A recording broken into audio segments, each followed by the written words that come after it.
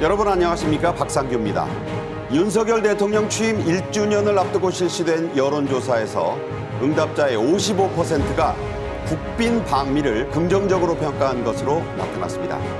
취임 1년의 경제 성과를 집중 분석하겠습니다. 노 재팬은 가고 예스 재팬이 왔습니다. 자동차와 의류, 주류는 물론이고 영화와 관광 등 문화 콘텐츠 분야를 휩쓰는 예스 재팬 열풍의 원인을 진단하겠습니다. 김현주 시사평론가, 배종찬 인사이트 K 연구소장과 함께하겠습니다. 어서 오십시오. 안녕하십니까? 네. 먼저 취임 1주년을 앞두고 윤석열 대통령에 대한 각종 여론조사들이 잇따라 발표되고 있는데요. 연합뉴스와 연합뉴스TV가 함께 실시한 여론조사에서는 국정 지지율이 소폭 상승했죠, 배 소장님? 그렇습니다. 대체로 비슷한 시기에 조사가 돼서 발표된 다른 조사들과 비교를 할 때 좀 올라갔다고 볼 수 있으나 아주 큰 차이는 아닙니다. 지난 1년 동안 윤석열 대통령의 국정 운영 평가를 물어봤습니다. 긍정이 37.5%로 나왔고요. 부정이 60%로 나타났습니다. 긍정이 최근에 윤석열 대통령의 미국 국빈 방문, 바로 이 부분이 이제 좀 반영된 결과로 볼 수 있을 텐데, 또 역대 대통령과 비교해 보면은 임기 1년째 윤석열 대통령 지지율이 상당히 높은 건 아니거든요. 그만큼 지난 대선의 여파가 조금 그래도 이어지고 있다고 볼 수 있는데, 그래도 최근 들어서는 윤석열 대통령이 지지율이 긍정 지지율이 조금 올라간 결과로 나타났습니다. 그러니까 직전 조사보다도 소폭 상승하는 흐름이고, 네. 자, 분야별로 어떤 걸 잘하고 어떤 걸 못했다, 이 결과도 나왔죠? 그렇습니다. 방금 전에도 말씀드렸는데, 이제 미국 국빈 방문 말씀드렸듯이 국방 외교에 대해서는 긍정적인 평가인데, 또 과학기술, 또 보건복지, 문화, 경제 순으로 나타났습니다. 그러니까 아무래도 경제가 먹고 사는 문제이기 때문에 당장 성과가 나오지 않은 것도 있겠지만 대체로 지금 글로벌 경제 환경이 좋지 않거든요. 이 부분도 반영이 된 것으로 볼 수 있겠습니다. 경제가 좀 아쉽고 국방, 외교, 과학, 기술은 잘했다, 이렇게 지금 평가를 그렇죠. 했다는 얘기로 네. 받아들여집니다. 또 윤 대통령의 미국 국빈 방문에 대해서 앞서 말씀드린 대로 응답자의 55%, 과반수는 긍정적인 평가를 내놨죠? 그렇습니다. 의미 있게 볼 것이 윤석열 대통령의 지지율, 방금 전에 말씀드렸던 대로 긍정이 37.5인데 미국 방문만큼은 55%입니다. 이걸 이제 지지율로 환산을 하면은 절반 이상은 긍정적으로 봤다, 이렇게 볼 수가 있으니까 상당히 상대적으로 높은 거라고 볼 수 있는데, 그런 이유가 지지층도 그렇지만 중도와 무당에서도 대통령의 미국 성과에 대해서는 대체적으로 평가를 하고 있다. 특히 이제 많이 주목을 했던 것이 한미동맹 70주년을 맞아서 미국과의 관계입니다. 그런데 아메리칸 파이를 통한 그 만찬장에서 훈훈한 분위기, 그리고 윤석열 대통령이 상하원 합동연설 매우 인상적이었거든요. 그런 부분들이 특히 긍정적인 평가를 많이 받았는데, 윤석열 대통령이 대체적으로 지지층입니다. 남성과 60세 이상에서 긍정평가 비율이 높았지만, 아까도 말씀드렸지만 다른 여타 조사들과 비교하더라도 미국 방문에 대해서는 중도, 무당층까지도 대체로 긍정적인 평가를 나타낸 것이 주요한 또 분석으로 꼽을 수가 있겠습니다. 네. 또 현안 중에 하나에 대한 의미 있는 결과 하나 소개해드리겠습니다. 이 여론조사에서 응답자의 57.1%는 제1야당 대표에 대한 검찰 수사와 관련해서 정당한 수사냐, 정치 보복이냐, 이런 응답이 서로 비교가 됐는데, 정당한 수사라는 응답이 20%포인트 이상 높게 나타났네요. 그렇습니다. 10명 중에 6명 가까운 57.1%가 상당히 높다고 봐야 되겠죠. 최근에 우리가 또 이 관련해서 논란이 됐던 부분이, 충돌했던 부분이 바로 야당에서는 정치 보복이다, 또 야당 탄압이다, 이렇게 연락했지만 결국 국민 여론은 정당한 수사다가 압도적으로 높았다고 볼 수 있겠고요. 정치 보복은 36.3%로 나타났습니다. 특히 대구 경북에서는 무려 70%가 넘는 72.3%가 정당한 수사, 또 광주 전라에서는 정치 보복이라는 게 54.1%로 높았긴 했지만, 호남권에서의 그 정치 보복이라는 게 생각보다는 높지 않네요. 그렇습니다. 그래서 상대적으로 본다면 호남 지지층, 호남 응답층에서도 이건 뭐냐, 그래도 수사를 통해서 소명이 돼야 되는 거 아니겠냐, 무엇보다도 정치적으로 정치 탄압이다, 보복이다, 야당 탄압이다라고 이야기하는 것보다는 소명해야 될 건으로 좀 더 무게가 실려 있다고 봐야 되겠죠. 네. 자, 다음 주제로 넘어가겠습니다. 윤석열 대통령의 취임 1주년이 내일인데요. 대한민국 영업사원 1호를 자임한 윤 대통령의 지난 1년간의 경제, 세일즈 성과를 집중 분석하는 시간을 갖겠습니다. 먼저 주제 영상부터 보시죠. 앞으로 정부는 행동하는 동맹을 구현해 나갈 것입니다.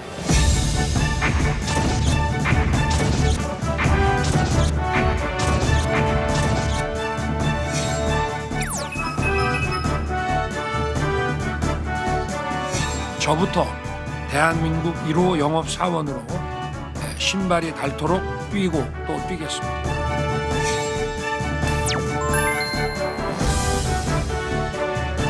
특히 우리는 나라가 원전 건설을 통해 진정한 휴재 관계로 발전했습니다.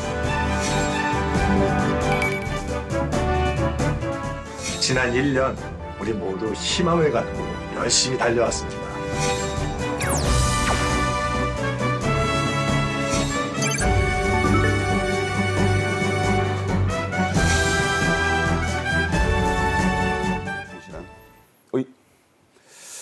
대통령실은 취임 1주년을 맞아 안보와 공정, 국익, 미래, 국격 등 5개 국정과제를 이렇게 추진해왔다고 영상으로 소개를 했는데요. 직접 보고 얘기를 이어가겠습니다. 지난 1년 대한민국은 바뀌고 있습니다. 국민과 함께 바로 서는 나라를 만들겠다는 약속을 지키고 있습니다.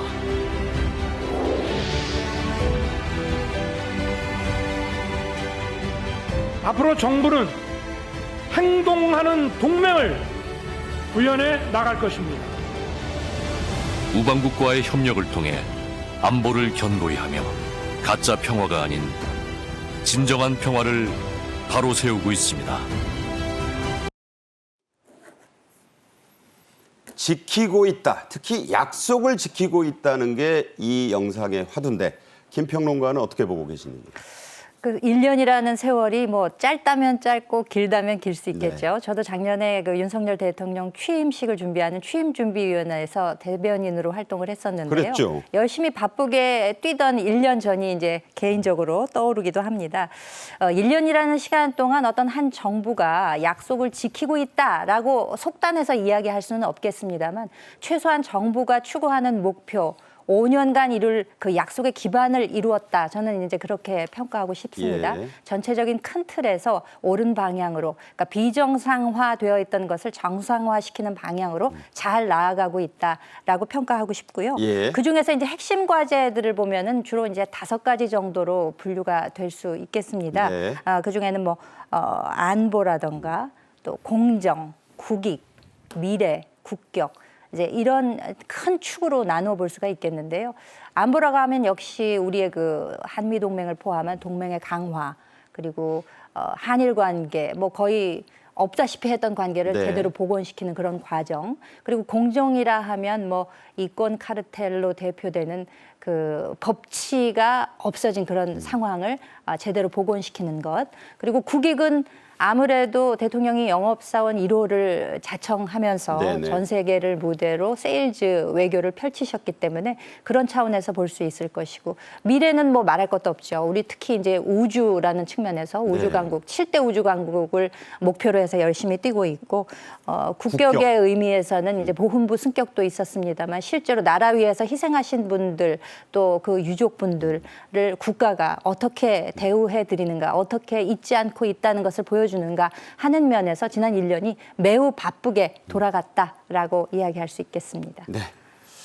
대통령실은 취임 1주년 관련 별도의 기자회견은 하지 않겠다고 했습니다.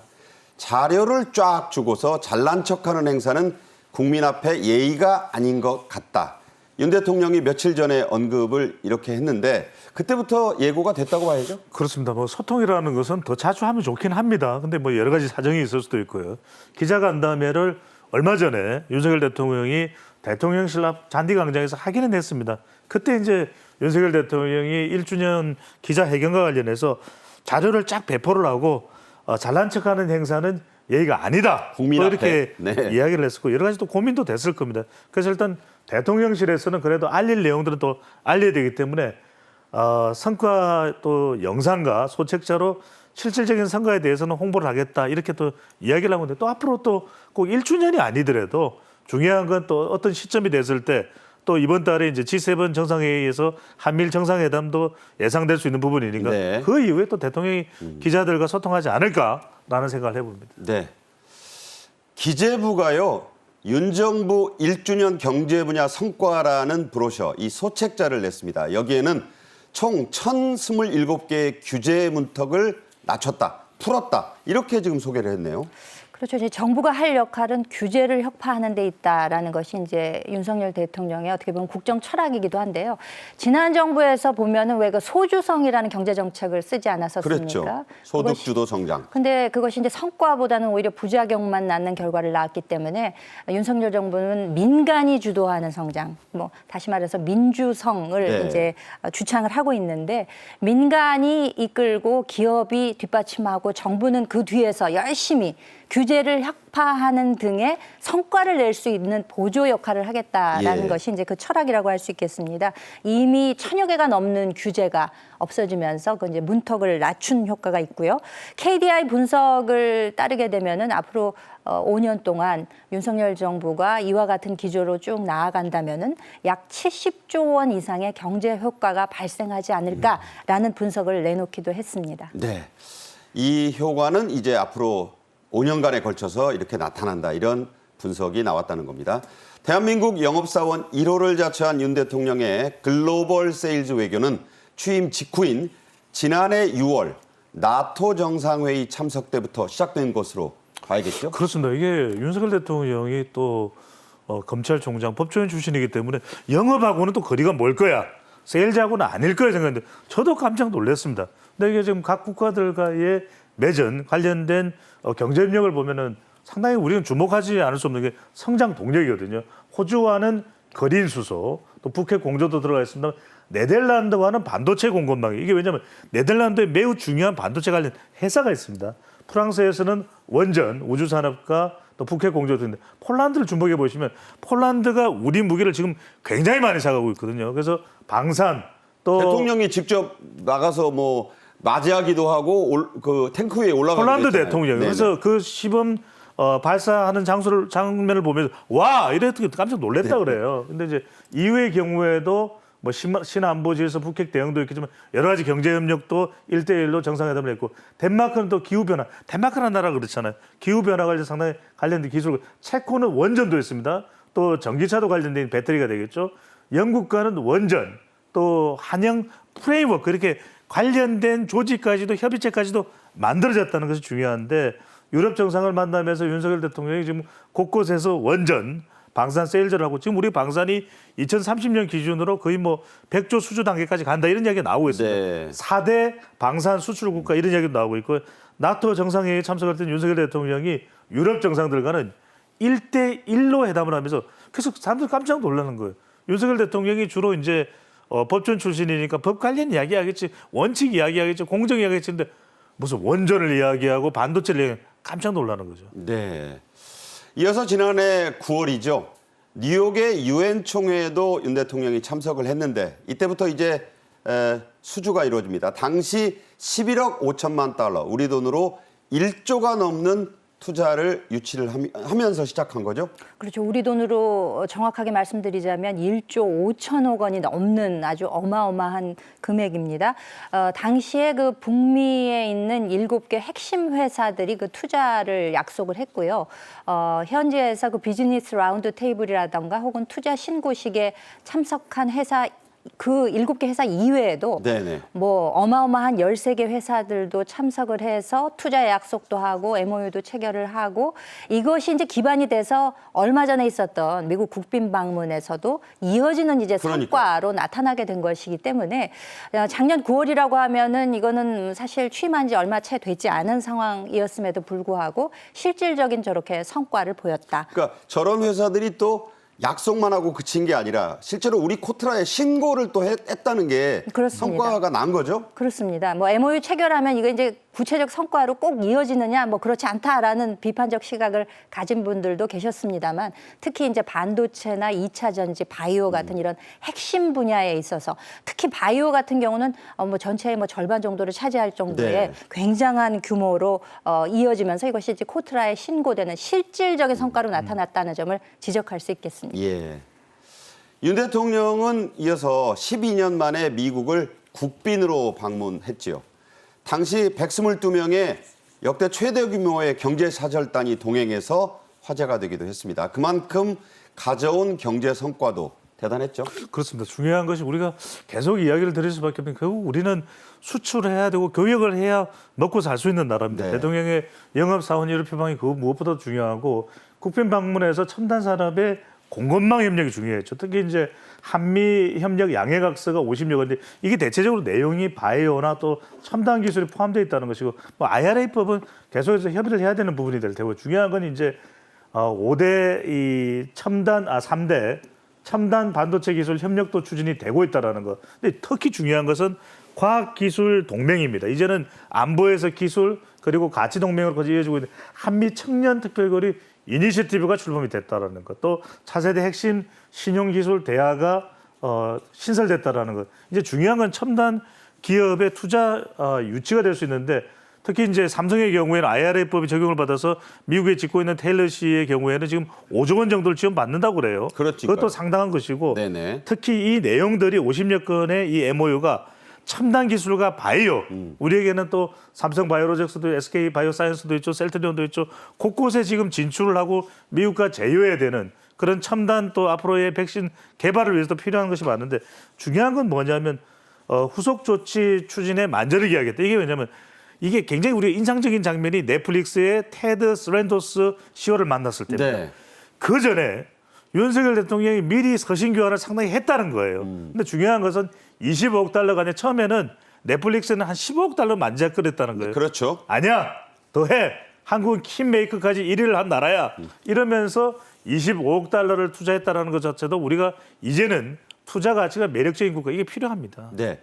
자, MOU 얘기를 앞서도 김평론가 또 하셨는데 이 화제가 되는 것은 MOU가 한미 간에 이제 50건이나 맺어진 겁니다.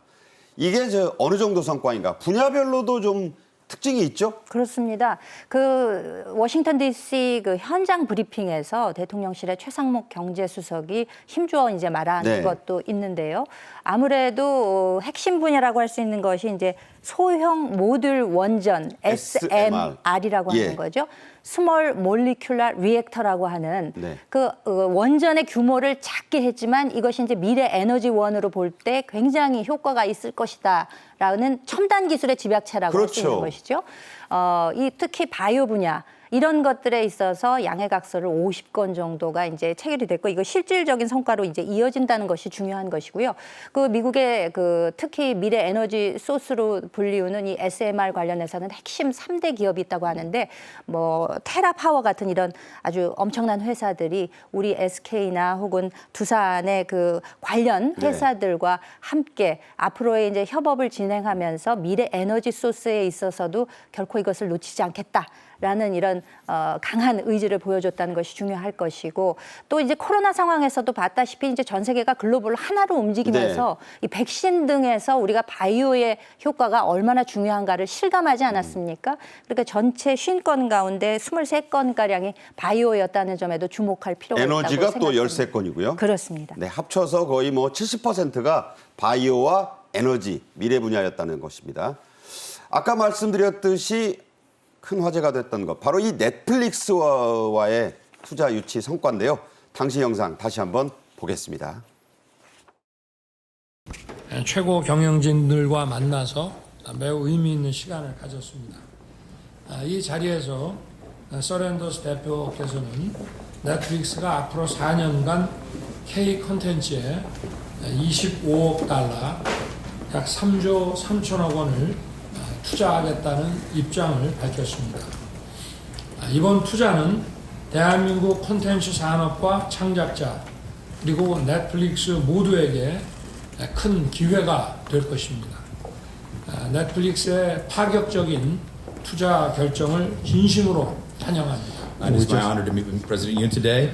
As mentioned by the President, we're delighted to confirm our intent to invest $2.5 billion in Korean content, working with the creators for Korean series and films and unscripted shows over the next 4 years. This investment plan is twice the amount Netflix has invested in Korean market since we started there in 2016. 한국 영화가 고사위기다. 요즘은 다 OTT를 보고 그 OTT의 핵심이 넷플릭스 아니겠습니까? 그렇습니다. 이게 너무 중요한 것이 왜냐하면은 결국 넷플릭스가 투자 매력이 있어야 투자를 하지 25억 달러를 그냥 뭐 가능성만 보면 검증이 됐다는 거죠. 이게 왜 중요하냐면 우리의 경우에는 드라마도 있지만 영화 얼마 전에 또 전도연 배우가 열을 냈던 길복숭도 있죠. 이런 영화를 하면 그냥 전 세계 1위를 하는 이 초국가적 매력이 있는 겁니다. 네. 그 전에 우리보다 이전에 넷플릭스가 영어권 국가 외에 많이 투자를 했던 국가가 스페인이거든요. 스페인이 네네. 콘텐츠가 좋아요. 그런데 지금은 대한민국이에요. 우리가 리얼리티 쇼까지 지금 테드 서렌더스 회장이 그 이야기를 합니다. 리얼리티 쇼 최근에 이 추성훈도 나왔던 피지컬 100 완전 대박 인기를 터뜨리거든요. 그러니까 네네. 한국은 뭘 해도 되는구나. 블랙핑크 아니면은 또 BTS 아니면 블랙핑크 난리가 나는 거죠. 그러다 보니까 사실은 시장에 불과할 거예요. 그런 점에서 상당히 매력적이고 이 투자를 더 확대해서 끌어낸 것도 윤석열 대통령의 이 영업사원 1호 능력이 발휘됐다 이렇게 봐야 되겠죠. 네. 윤 대통령을 동행해서 미국 순방에 갔던 경제사절단 그 90%가 이번 방미 결과가 어땠느냐 이렇게 물었는데 만족을 했다고 하고 성과 1번으로 꼽은 게 어떤 거였습니까? 이게 이제 국가 차원과 기업 차원으로 좀 나누어 봐야 되는데 기업들 입장에서 보기에는 새로운 네트워크, 기업 네트워크를 구축하는 성과가 있었다라고 평가한 항목이 가장 높았습니다. 그러니까요. 국가 차원에서 보자면은 글로벌 중추 국가가 이제 본격화되는 궤도에 올랐다. 이런 이제 평가도 있는데요. 사실상 이제 우리가 이름만 들으면 알만한 우리 이제 굴지의 기업들, 뭐 삼성, 현대차, 뭐 SK 등등 해서 122개사가 이번 윤석열 대통령의 국빈 방문에 경제 사절단으로 갔었죠. 함께 이제 동행을 했었거든요. 그런데 이 이제 국빈 방문에 같이 가는 것이 이제 왜 중요한가 하니 기업들도 사실상 그 나름의 그 네트워크가 이미 존재하지 않습니까? 있겠죠. 네. 그렇지만 이 정상과 함께 갔을 때는 정말 우리가 이렇게 사석에서 그 친교를 하는 것이 중요하다고 하는 것이 정상 간에 이번에 굉장히 그런 그러니까요. 그 스마트 외교 차원에서 여러 가지 성과가 있지 않았었습니까? 정상이 가게 되면 이것이 이제 한 번에 뚫리는 효과가 나오는 것이 분명히 있는 것이거든요. 그 국가 간의 신뢰를 쌓고 이것이 앞으로 서로 간의 협업 관계를 이끌어내는데 마중물 효과를 분명히 할 수 있는 것이기 네네. 때문에 실제로 이런 네트워크 구축에 상당한 성과가 있었다라고 이제 기업들의 90%가 지금 이야기를 하고 있기 때문에 구체적으로 이것이 또 어떤 앞으로 성과로 현실화가 될지 이것도 한번 지켜볼 필요가 있다고 생각이 네. 듭니다. 민간 기업들의 만족도와 그 이유를 설명을 해 주셨습니다. 한미 양국 정상은 또 첨단 산업과 과학 기술을 이끌 대규모의 청년 교류 추진을 약속했습니다. 우리 돈으로 약 803억 원을 함께 투자하기로 했죠. 그렇습니다. 이게 굉장히 중요한 게 우리가 결국 미래는 또 청년 아니겠습니까? 그런데 또 하나 중요한 것은 결국 과학이 미래일 것이고 이 중요한 것이 한국과 미국 간에 이런 교류가 있다는 것은 또 기회가 조성이 되는 것이고 규모 확대됩니다. 우리 박상규 앵커께서 잘 알 것입니다. 왜냐하면 미국에 공부하러 가고 싶은 사람들 많거든요. 많죠. 근데 돈이 듭니다. 네. 그런데 에이 한국 잘 살잖아. 이래버리면 우리는 기회를 또 못 잡을 수도 있는데 이런 것이 구조적으로 제도적으로 만들어진다. 한미 20개 청년의 특별 교류 합의했고 800억 규모 상당한 액수입니다. 이것이 양국 청년 약 놀라지 마십시오. 2,033명. 네. 예. 각 401억 원씩. 그러니까 미국 학생들은 또 한국 교류가 된다는 이야기예요. 그렇죠. 그러니까 이건 무슨 이야기죠? 굉장히 중요한데 이제 한미 동맹이 안보 동맹이 아니라 기술 동맹, 가치 동맹, 미래 동맹으로 간다는 이야기예요. 네.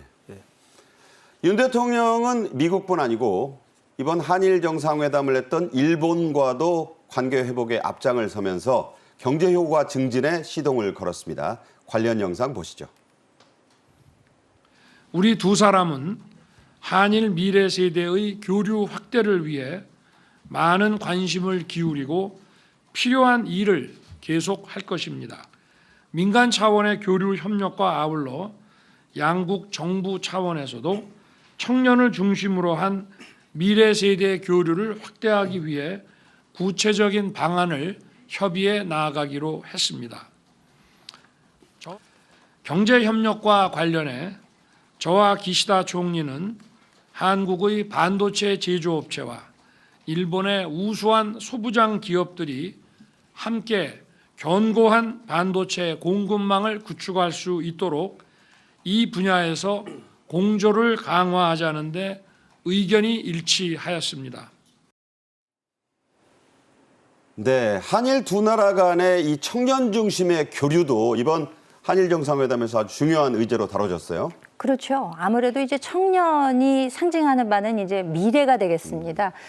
한일 간의 상호 인식이 개선되면서 인적 교류가 증가하게 되는 것은 양국 간에 서로 윈윈할 수 있는 기반을 마련하는 것이다. 이렇게도 이제 해석이 될 수 있을 것인데요.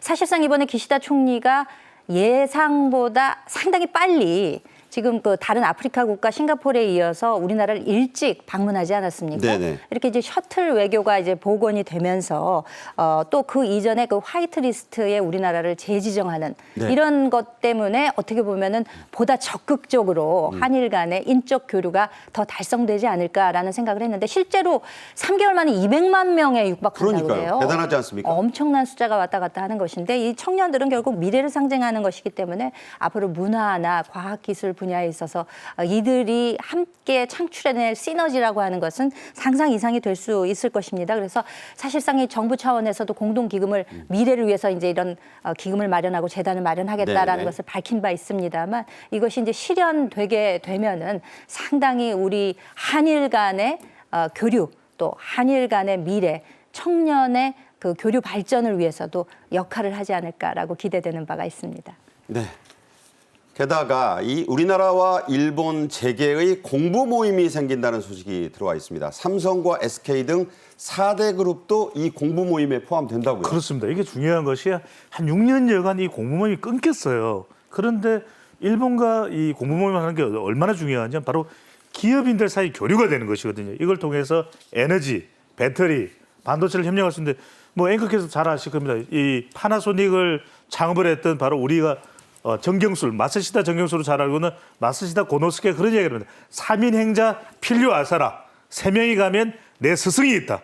그러니까 이거는 뭐냐. 서로 공부를 하면서 더 협력할 수 있는 토대가 만들어지는 것이에요. 그래서 대한상의 또 서울 재팬클럽이 참여해서 삼성, SK 이 반도체 기업 아니겠습니까? 네네. 포함돼서 4대 그룹까지 논의가 된다.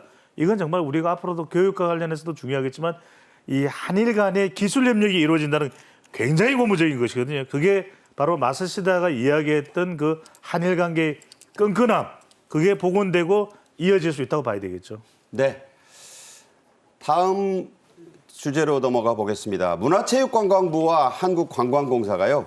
지난 6일 UAE에서 이른바 K-트래블 위크를 개최를 했습니다. K-관광 홍보에 앞장선다 이런 얘기인데 이게 왜 중요한가요? 아무래도 그 제1차 중동 붐이라고 하면은 뭐 우리나라가 이제 가서 건설 수주를 해가지고 굉장히 많은 분들이 가서 노력을 해서 많은 그 경제적 효과를 거둬오지 않았습니까? 네네. 그런데 이제 제2차 중동 붐을 지금 기대를 하고 있다는 겁니다. 이제 거기서 이제 핵심은 우리 지금 문체부하고 관광공사에서 K 트래블 위크를 중동에서 그러니까요. 이제 실제로 박람회 등지에서 여러 가지 면에서 추진을 하고 있다고 하는 것인데요. 사실 이 관광 산업이라고 하는 것은 인프라와 컨텐츠만 있게 되면 그냥 앉아서 돈을 벌게 되는 핵심 알짜 산업이라고 할 수가 있습니다.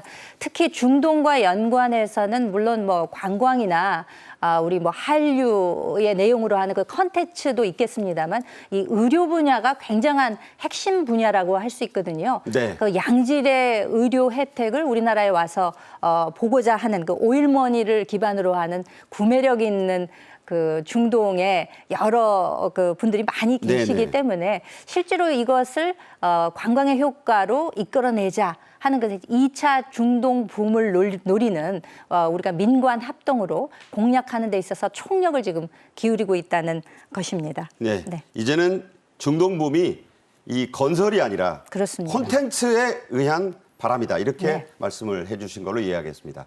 다음 주제로 넘어가겠습니다. 슬램덩크 스즈메 문단속. 최근 우리 영화가를 석권한 일본 영화들인데요. 2030 세대에서는 노 재팬은 없다. 이제 고 재팬, 예스 재팬이다. 이런 열풍이 불고 있습니다. 관련 내용 주제 영상으로 보시겠습니다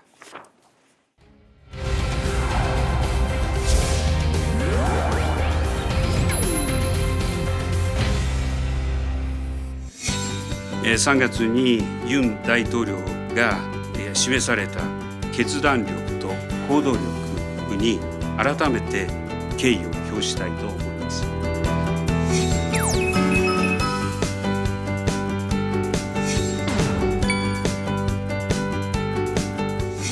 絶対に助けに行く。君が鍵をかけろ。あんたはなんか大事なことをしちょるような気がする。お返し申す。お返しします。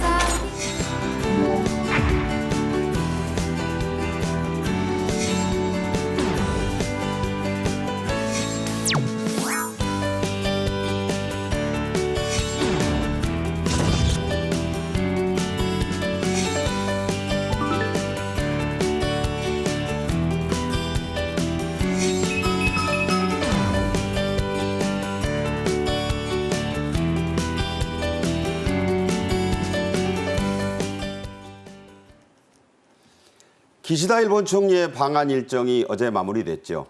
방문 당시 회담에서는 문화 교류에 대한 이야기가 나왔습니다. 윤석열 대통령이 언급한 내용 직접 들어보겠습니다. 한일 양국의 인적 교류 규모가 올해 들어 3개월 만에 200만 명을 육박할 정도로 빠르게 회복되고 있음을 환영하였습니다. 한일 양국 간 인적 교류가 크게 늘어나는 추세를 감안하여 수도권뿐 아니라 지방 간 항공 노선도 코로나 이전 수준으로 회복하도록 노력해 나아가자고 하였습니다. 네, 요즘 일본 여행 가시는 분들은 패키지가 아니라 자유여행을 선호한다고 합니다. 그만큼 이제 선택의 폭이 좀 넓어지고 여러 곳을 간다는 얘기죠?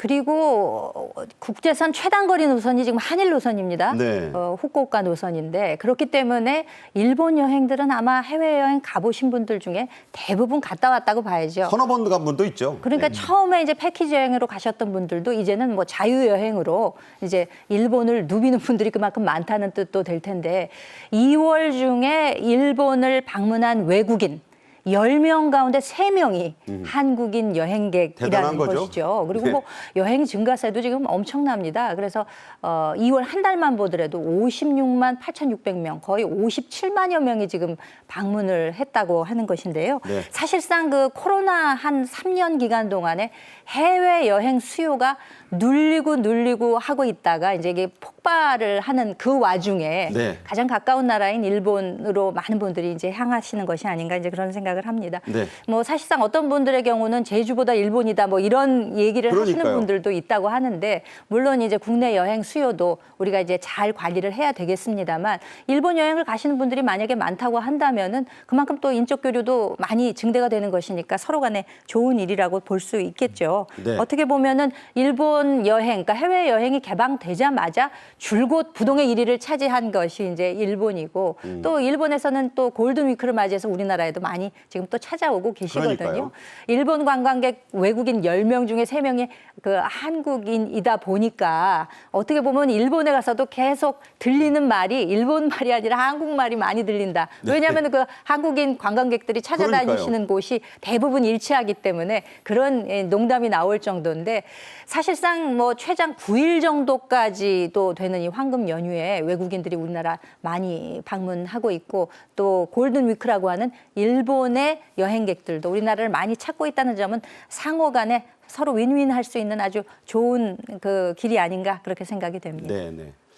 어린이날을 포함했던 말씀하셨던 그 지난 황금 연휴 때도 우리나라보다 일본으로 여행을 떠난 관광객들이 실제로 더 많았네요. 그러니까요. 그러니까 이걸 우리가 따져보면 일본 경제도 우리 소비자들이 중요한 겁니다. 이제 상당히 많은 숫자가 가기 때문에 일본 내수에도 한국 소비자들이 기여하는 바가 상당히 크다. 이렇게 이제 해석을 할 수가 있는 것인데 최장 9일 황금 연휴에도 154만 명이 해외여행을 다녔는데 일본이 가장 인기가 있었다는 겁니다. 그러니까 4월 29일부터 5월 7일까지 9일간 일본 여행객만 28만 5천 명, 거의 30만 가까이 되는 수, 이게 적지 않은 숫자죠. 그러니까 일본에 여행을 많이 가는 것이 결국 2030 MZ세대 거침없이 가는 겁니다. 이게 김현철 평론가 말씀대로 일본을 이해하는 데도 중요하지만 상당히 이제 일본하고 한국하고는 이렇게 경제적으로도 끈끈하게 연결되어 있다. 이렇게 우리가 볼 수가 있는 것이죠.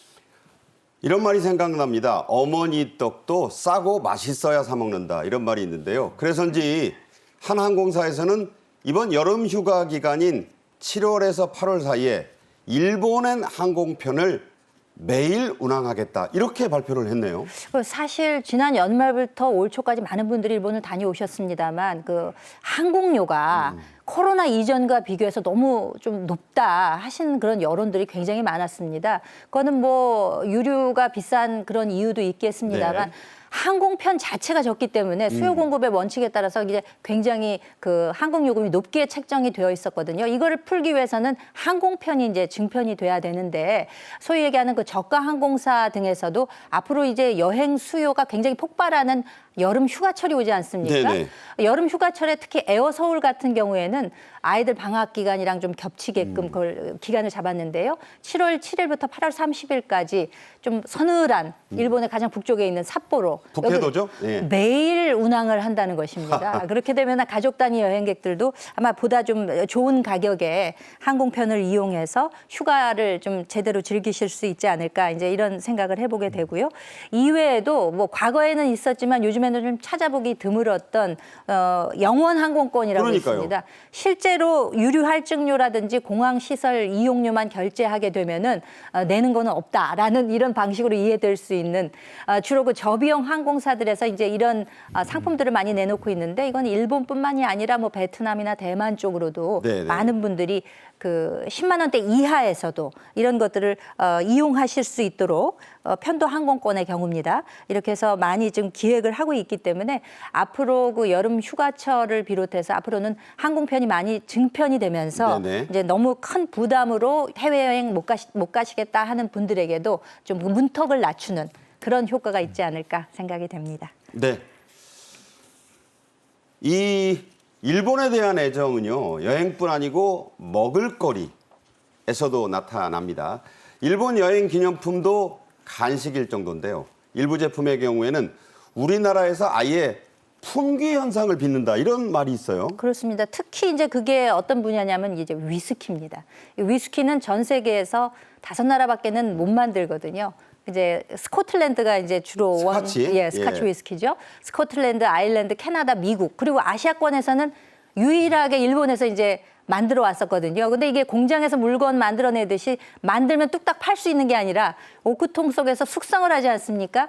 길게는 50년까지도 이제 숙성을 하게 되는데 네. 그렇기 때문에 만들어진 게 한계가 있으니까 굉장히 이거를 수요가 많이 증가하면서 심지어는 위스키 복권까지 등장을 할 그러니까요. 정도라고 해요. 그래서 눈에 보이면 무조건 사야 된다 그래야 이득이다라는 이야기가 나올 정도로 굉장히 그 구매하고자 하는 욕구가 증가하고 있어서 더 품귀 현상을 빚지 않나. 그래서 일본에 가가지고 이거를 이제 이를테면 득템하신 분들의 네네. 경우에는 굉장히 겨우겨우 구했다 이런 이야기들을 하시고 또 특히 그 주류에 있어서는 일본 맥주가 노제팬에서 상당히 타격을 받았던 그런 품목이기도 한데 어떻게 보면은 지금 우리나라에서도 지금 그 품귀 현상이 나타나는 등해서 노제팬이 끝나가나 이런 예측들을 하시는 분들도 많은 것으로 압니다. 네, 그러니까요. 이 일본 수입 맥주 인기가 얼마나 높아졌나 보니 수입액이 1년 만에 2배가 될 정도로 늘었습니다. 요즘 최근 아주 큰 인기를 끌고 있는 게 일본말로 자꾸 뭐 하기는 좀 그렇습니다. 나마비루, 이 생맥주 얘기인데 아사히가 내놓은 이 생맥주, 캔 맥주 아주 큰 인기네요. 그렇습니다. 저도 뭐 일본에 살았고 또 공부한 적도 있는데 또 생맥주가 인기예요. 그래서 생이라고 써 있는 그걸 뭐 일본어로 이제 나마라고 읽는데 나마, 예. 그래서 그 맥주에 대한 인기도가 높은데 특히 이제 아사히 맥주가 최근에 나오는 이 생거품이 싹 올라오는 이 맥주가 상당히 인기가 있습니다. 우리가 이 수입 맥주 그러면 불과 얼마 전까지만 독일, 체코, 중국 또 흑맥주, 영국 뭐 이랬었는데 지금은 일본 맥주가 수입액의 한 88억 원을 차지하는 네. 그래서 수출 규제 직전 이후에 최대치가 됐고 있는데 방금 전에 말씀하셨듯이 이 아사히 생맥주 캔이 SNS의 인기가 끌자 이제 국내에서 한정해서 선출시가 되고 있고 근데 이것도 따지고 보면 그만큼 한국과 일본의 관계가 최근에 좀 가까워지면서 복원되면서 더 인기를 끄는 이유가 된다고도 볼 수가 있겠죠. 네. 이 문화생활 속에서도 예스 재팬이 두드러지고 있습니다. 일본의 만화, 애니메이션이 그 영화 상영작 속에서 강세를 보이는데 1, 2, 3위를 모두 일본 원작의 만화 영화 베이스의 이 영화가 휩쓴 그런 아주 특이한 현상이 지금 김평론가 일어났어요. 네, 그렇습니다. 극장에서도 올해 3번째 벌써 200만 달성되는 거 아니야? 라는 이야기가 나오고 있는데 1월에 개봉됐던 슬램덩크죠. 30, 40대의 아주 선풍적인 인기, 네. 뭐 N차 관람 이제 이런 것들을 그러니까요. 하고 계시는데요. 3월에 개봉한 스즈메의 문단속은 532만이에요. 그 4월에 개봉해서 지금 현재도 진행 중인데 슈퍼마리오 브라더스 같은 경우도 뭐 4월에 이제 182만을 이제 찍었다고 하는데 일본은 만화 강국이죠. 미국의 서점에 가도 망가라는 코너가 따로 있을 정도로 그 예를 들면 종이 만화책도 있습니다만 이 애니메이션 분야에서도 사실상 뭐 선도적인 국가이기 때문에 이런 J 컨텐츠가 우리 30, 40대 내지는 트렌드를 쫓아가는 10대, 20대에게도 큰 인기를 얻고 있는 게 아닌가 싶습니다. 네. 일본 원작이지만 그리고 또 1월에 개봉을 했는데 아직도 상영작으로 강세를 보이는 작품 바로 이 슬램덩크입니다. 이걸 보고 울었다는 우리 한국 젊은이들이 많아요. 추억의 만화이기도 하지만 이번에 극장판이 개봉됨으로 해서 어린 세대들에게도 큰 인기를 모았다죠. 그러니까 일종의 레트로 현상도 나타나는 별로 거부감이 없어요. 또 농구라는 스포츠 자체가 워낙 인기가 있는데 우리나라에서 이제 번안이 되면서 이 주인공의 이름이 서태웅이죠. 네. 누구도 우리가 뭐 20대, 30대, 40대 서태웅을 모르는 사람이 없을 정도인데 젊은 세대들마저도 재소환이 되면서 더 퍼스트 슬램덩크가 460만 관객을 돌파를 했습니다. 지난 1월에 개봉을 했는데 지금 상영 4개월 만에는 오히려 확대돼서 IMAX 초대형 스크린이죠.까지도 이제 특별 상영이 되고 있는 상황입니다. 자, 그런데 이게 뭐 슬램덩크 페스티벌을 할 정도로 열광을 빚는데 일본에 가면요, 이 슬램덩크의 배경이 되는 지역이 있거든요. 있어요. 그곳을 찾아가는 관광객들도 이 철길이 지나가는 성기순례라고 그런다면서요. 그렇습니다. 그 지역을 방문하는 관광객들이 있을 정도로 선풍적인 인기를 끌고 있습니다. 네.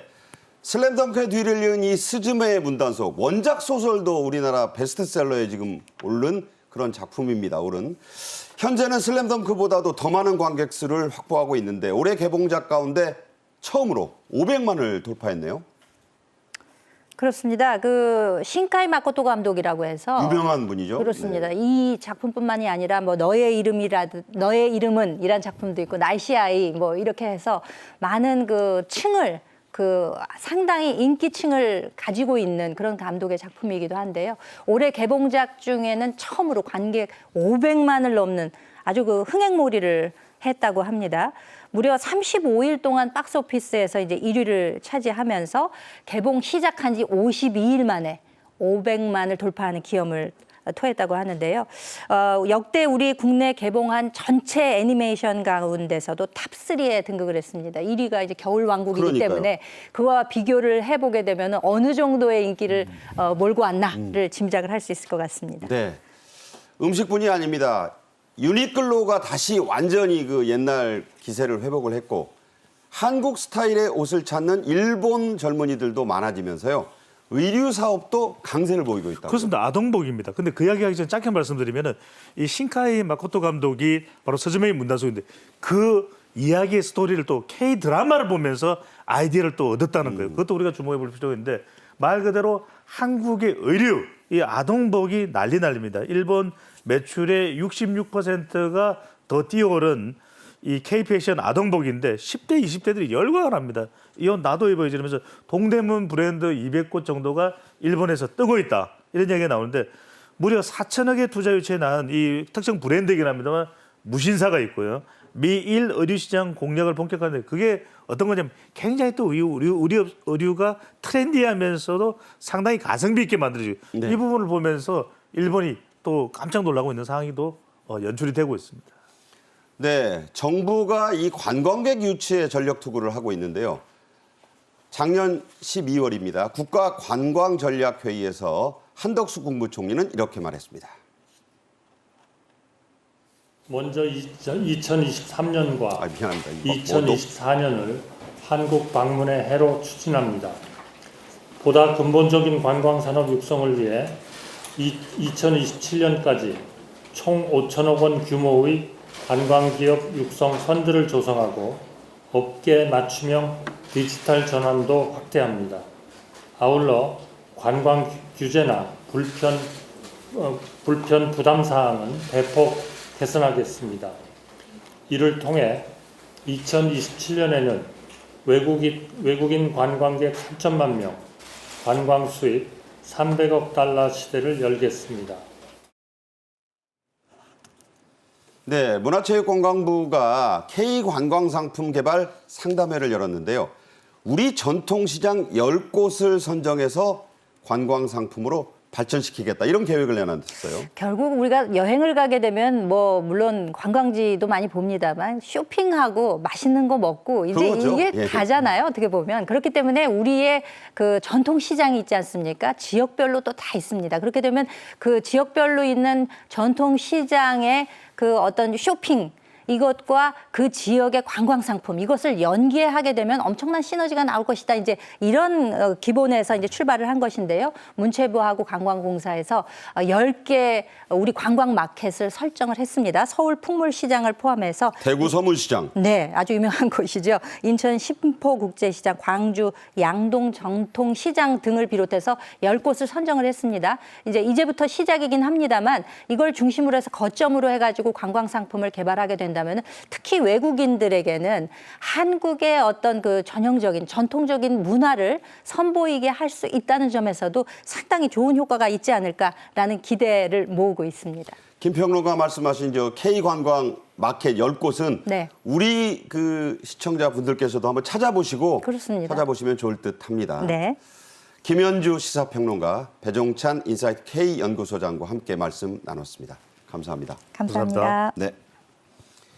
오늘 저희 생방송 정책인 이슈가 준비한 소식 여기까지입니다. 시청해 주신 여러분 감사합니다.